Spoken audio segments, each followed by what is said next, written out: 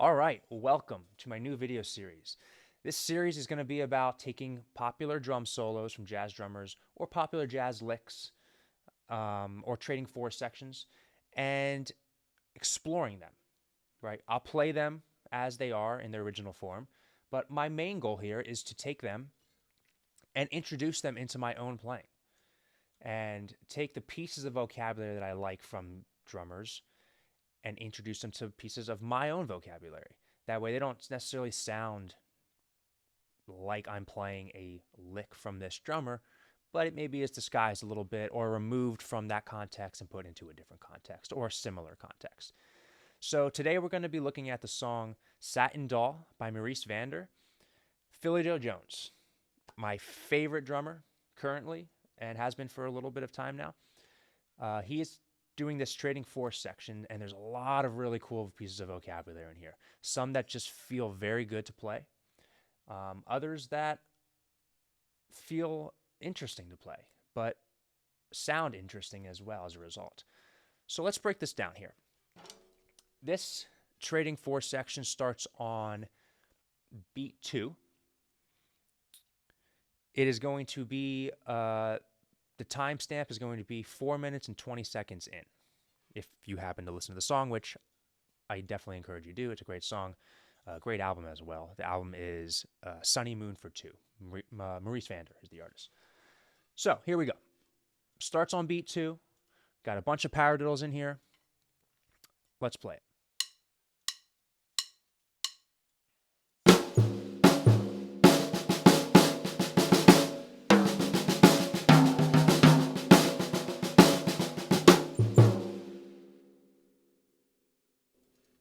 I'll play it again.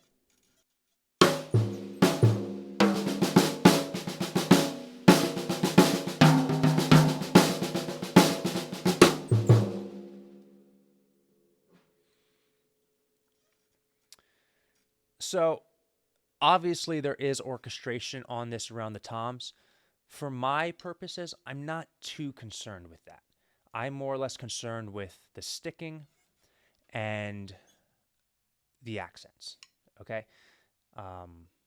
Moving it around the toms is something I can explore on my own and that I encourage people to explore on their own as well to create a different sound. I don't necessarily want this to sound exactly like Philly Joe Jones played. It's good to learn those things, but to explore those things and put it in our own playing as well. A piece of this trading fours that I really enjoy is that second measure.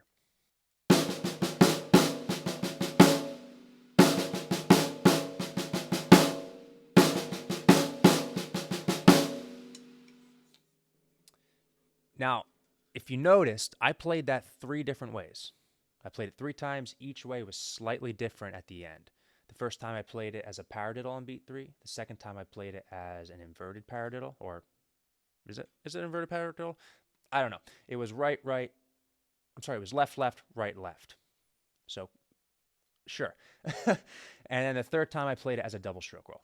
That is the one that feels best to me. That double stroke roll just sits nicely in my hands.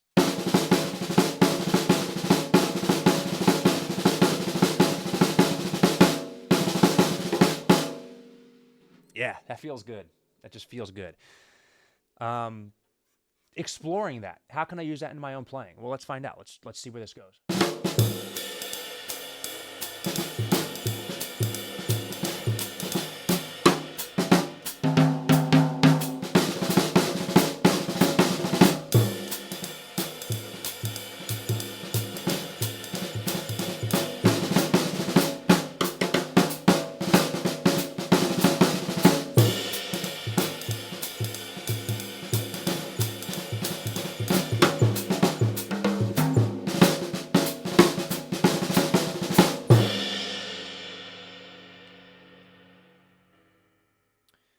Now, I'm still playing that as is, right? I'm not moving it around the drums or anything, but I'm just taking that little piece that Philly used, and I'm just incorporating it into my own playing. So I'm not surrounding it with...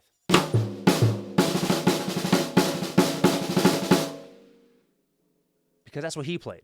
I want to explore my own. I want to fit it. I want to take that piece and I want to fit it into my own playing. And then you can do the rest, the same with the rest of these measures. And the last measure.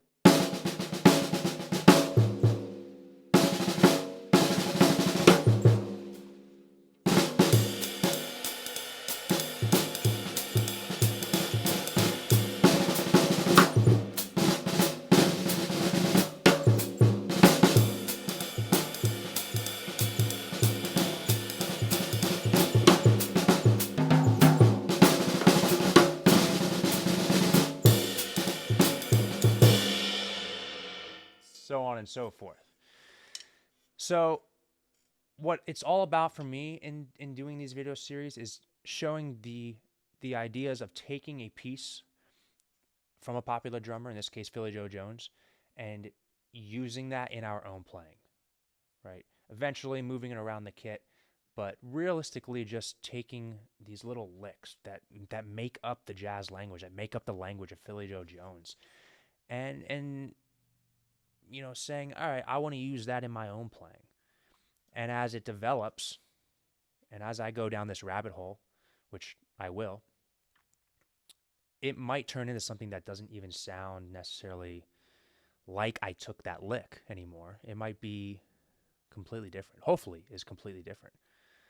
But that's the goal. That's the goal with these videos, is to take those pieces and introduce them into our own playing and see where that can go. Because there's a lot of exploration there that is very interesting and fun to explore. So that's it.